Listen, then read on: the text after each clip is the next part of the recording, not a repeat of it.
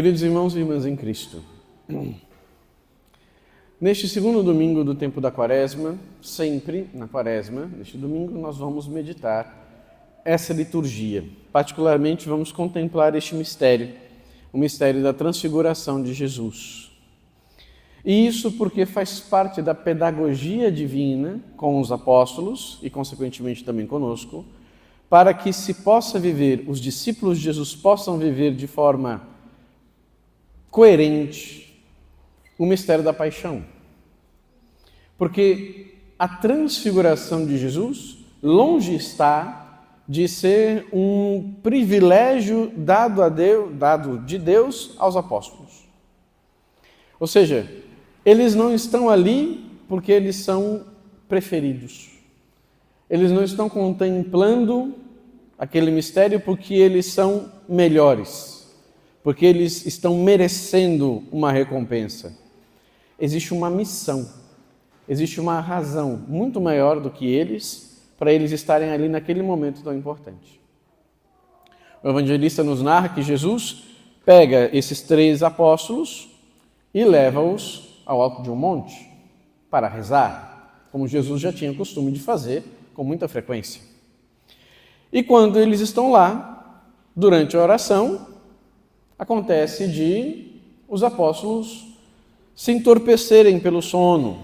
Então vem um sono sobre eles, eles quase dormem, meio cochilam. E quando eles olham, meio que os olhos voltam a enxergar melhor, despertam, eles veem essa visão, veem Jesus. Mas Jesus está muito diferente do que eles são acostumados a ver. Eles veem Jesus transfigurado. Essa expressão que nós encontramos nos outros evangelistas, por exemplo, não encontramos ela em Lucas, mas encontramos nos outros evangelistas, Jesus se transfigurou. E o evangelista, assim como os outros que narram o mesmo evento, tentam explicar o que foi que viram. Jesus tinha o rosto resplandecente, uma luz muito forte, e as roupas dele estavam branquíssimas e brilhando. São Mateus vai dizer, suas vestes eram tão brancas que nenhuma lavadeira sobre a terra seria capaz de deixar algo tão branco. E o que é isso? Isso não é uma descrição de Jesus transfigurado. É uma tentativa. Faltam termos para dizer o que eles viram. Faltam conceitos. Não dá para explicar. Quando São Pedro dirá depois, ele dará testemunho de que ele viu Cristo no monte, justamente é para mostrar que aquilo que foi visto, aquilo que foi testemunhado, não tem como explicar. Só quem estava lá para experimentar aquilo. Só que, por mais que eles ainda tentem explicar, a experiência é o que fala mais alto. Aquilo que os apóstolos contemplaram. Só que eles não contemplaram um milagre de Jesus. Os milagres eles contemplaram aos montes.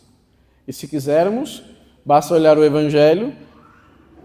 Um evangelista vai dizer, os milagres de Jesus não podem ser todos escritos, porque se fossem, encheriam livros que não caberiam na terra.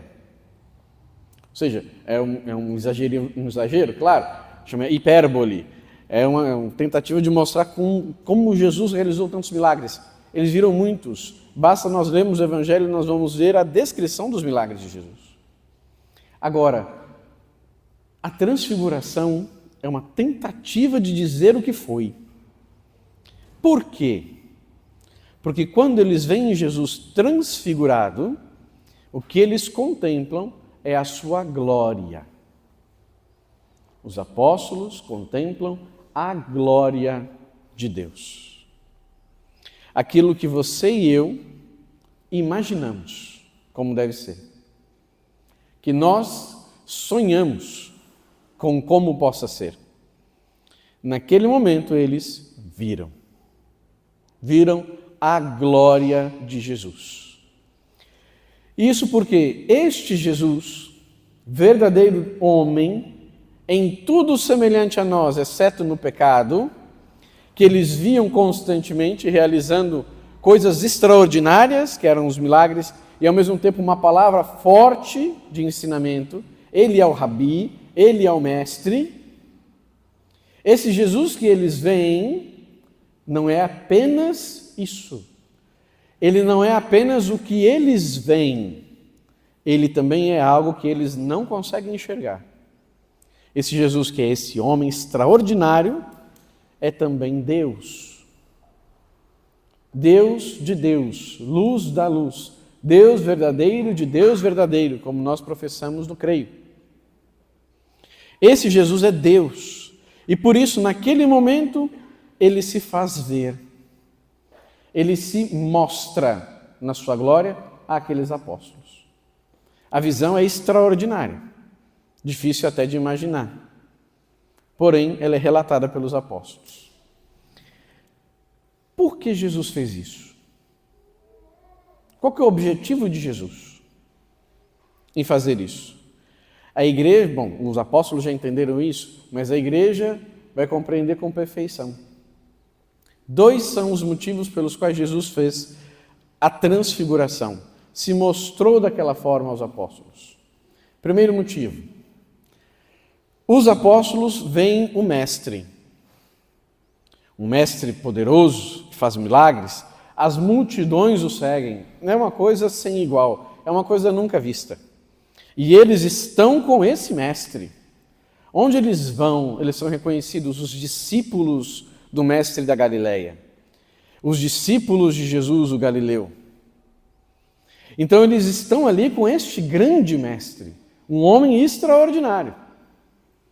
Só que a missão deste que vem não é apenas juntar multidões, não é apenas fazer grandes milagres e dar um ensinamento muito correto sobre como obedecer e servir a Deus.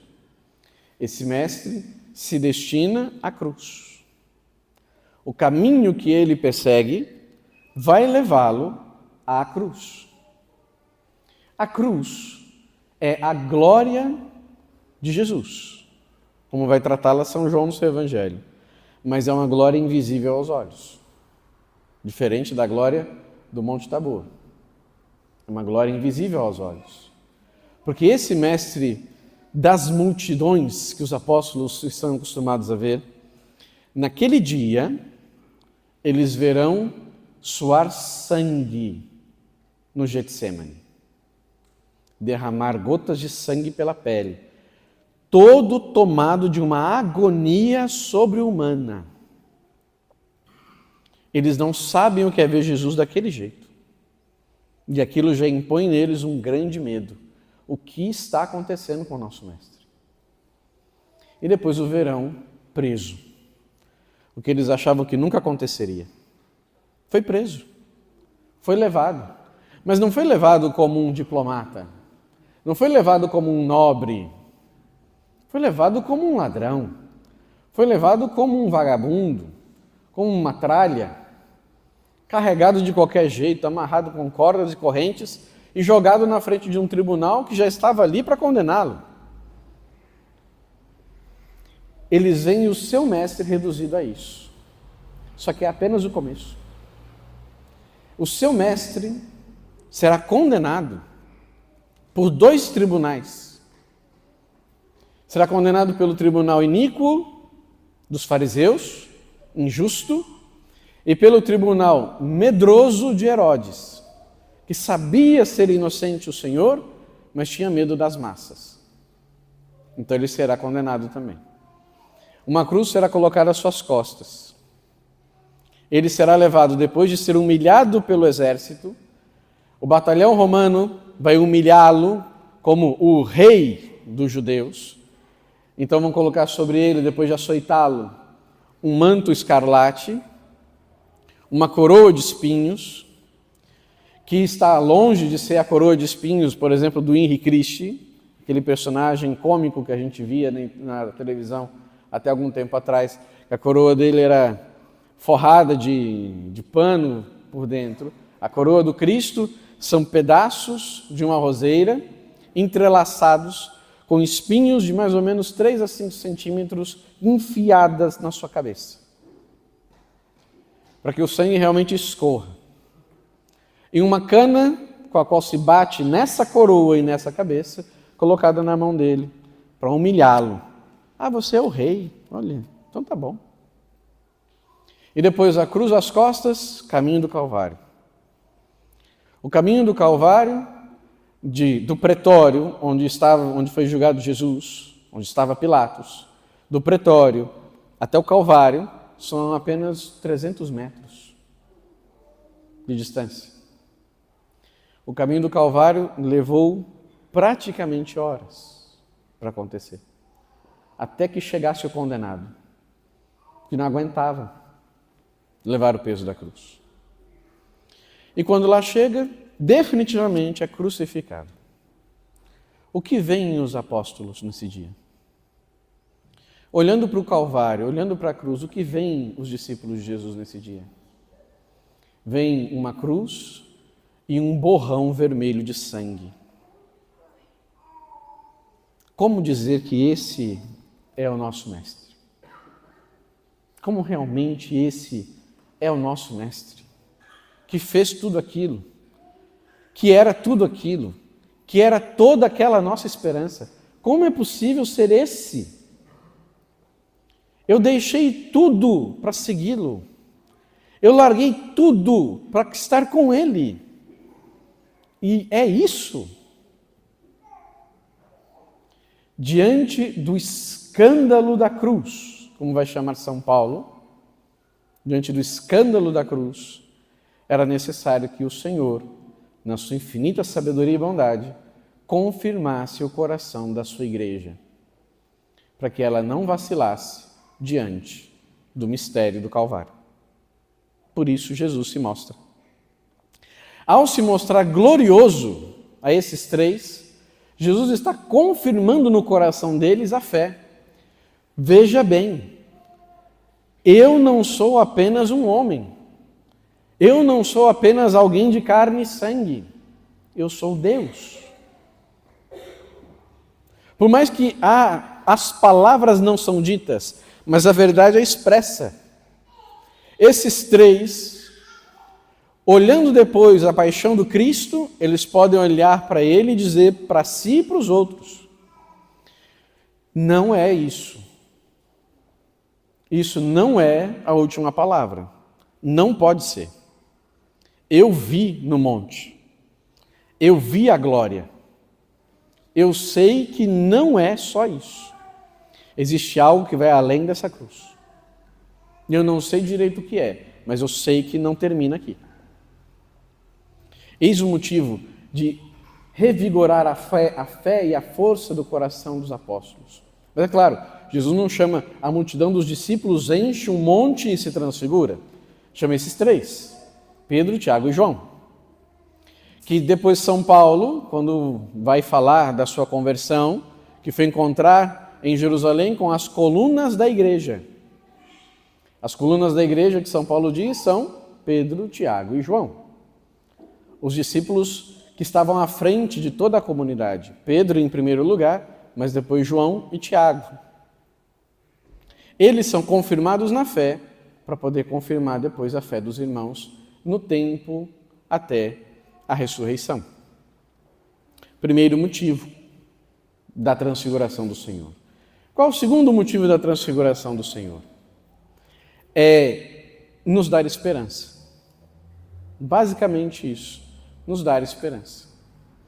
Ao contemplarmos a glória de Jesus, seu corpo glorioso, sua vida gloriosa, ao contemplarmos o Senhor assim, tomado de majestade, nós podemos ter a esperança de que um dia também nós partilharemos dessa mesma glória, dessa mesma alegria. Essa é a esperança da nossa salvação. Nós aguardamos que um dia tomemos também nós posse dessa alegria de estar com o Senhor para sempre, revestidos da sua glória.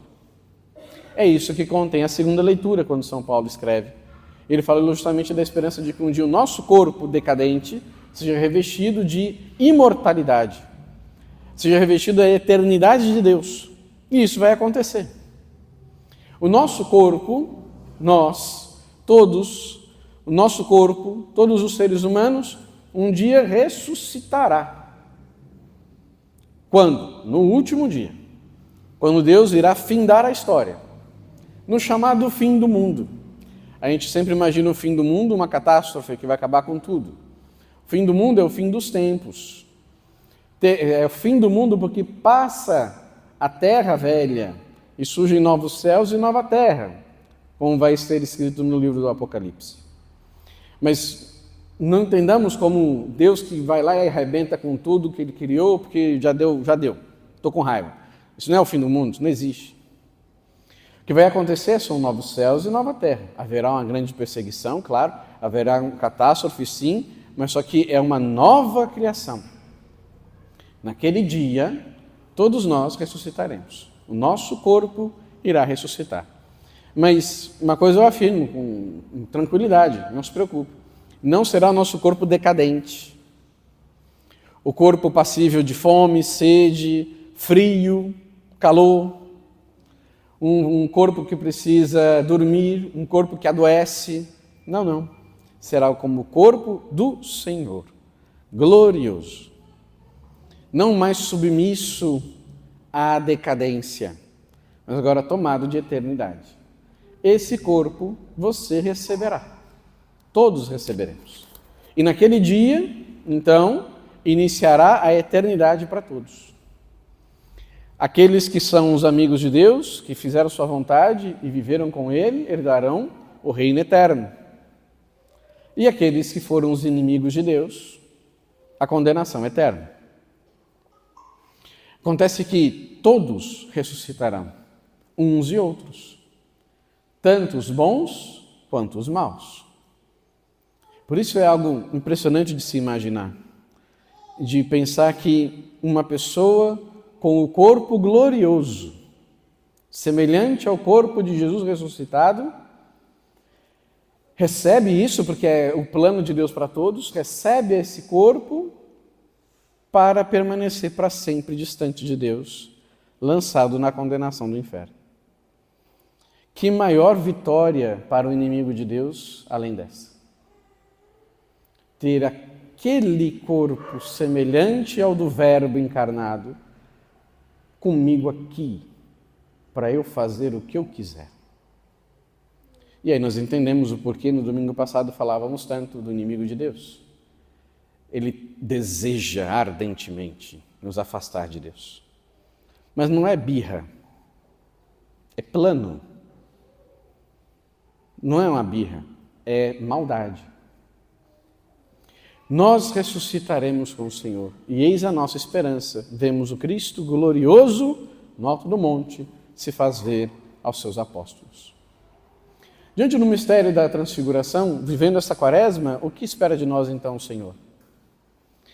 Espera de nós aquilo que esperou dos apóstolos, que contemplando a sua transfiguração, contemplando este mistério, contemplando a sua pessoa, nós tenhamos a nossa fé revigorada, fortalecida. Claro, nós já estamos na época da ressurreição. A ressurreição já ocorreu, nós já cremos nela. Nós sabemos que tudo aquilo que vamos viver na Sexta-feira Santa termina com a ressurreição do Senhor. Então nós nos entristecemos e somos tomados de pesar na Sexta-feira Santa, mas com a esperança já afirmada da ressurreição. É uma certeza para nós. Então é bem diferente a nossa posição da posição dos apóstolos. Claro. No entanto, se a nossa fé não for revigorada por essa presença de Jesus, por essa glória de Jesus que se manifesta, nós não caminharemos na direção desse mistério da ressurreição. Nós não trilharemos o caminho que nos leva até Ele. Nós simplesmente ficaremos estacionados, esperando as coisas acontecerem. E elas acontecerão, mas eu não as viverei. Significa, é muito sábia a igreja quando coloca esse evangelho justamente hoje, no segundo domingo da Quaresma, para nos recordar que eis a nossa meta. Muito bem, vamos lá, mas e o caminho? Tem que ser caminhado. Uma meta que eu não persigo, eu não alcanço. Uma meta que eu não quero alcançar, ou seja, que eu quero alcançar, mas não quero empreender os meios para tal, significa esforço. A Quaresma é um tempo de empenho para nós, discípulos de Jesus. É um tempo de esforço para nós, discípulos de Jesus. A Quaresma não é um tempo de obter alguma coisa, de ganhar algum prestígio, de ganhar algum benefício. É o tempo de eu me esforçar para alcançar a meta que é Cristo, no seu mistério pascal, na Semana Santa. Então nos esforcemos. Não deixemos de nos esforçar. Entenda bem o que eu quero dizer. Às vezes fazer comparações de momentos da história é ruim, porque a gente diz assim, anacrônico, né? A gente julga o nosso momento com o do outro no passado, mas a gente não estava lá. Mas entenda bem o que eu quero dizer. É fato, a nossa vida atual, nosso tempo atual, ela é muito mais agitada do que era até algum tempo atrás. A informação, as possibilidades, as facilidades, tudo isso que é bom, fez com que a nossa vida ficasse mais agitada. Então, todo mundo termina seu dia cansado. E mesmo que todos os dias sejam cansativos, às vezes se tem a impressão de que não fez nada, um dia inteiro. Isso porque um excesso de coisas tomou a nossa mente. Muita informação, muita notícia, muita gente. Até algum tempo atrás, a gente era acostumado a falar com 1, 2, 3 pessoas num dia. Porque você ligava para a pessoa, no máximo. Eu estou falando há pouco tempo atrás, você ligava para a pessoa. Ninguém falava com 10 pessoas num dia ligando. Isso é só quando você tinha que dar uma notícia, alguém morreu, aí você liga para um monte de gente. Ao contrário, não. Hoje, faça as contas. Com quantas pessoas você fala num dia comum de dia de semana? Isso para não falar nada especial.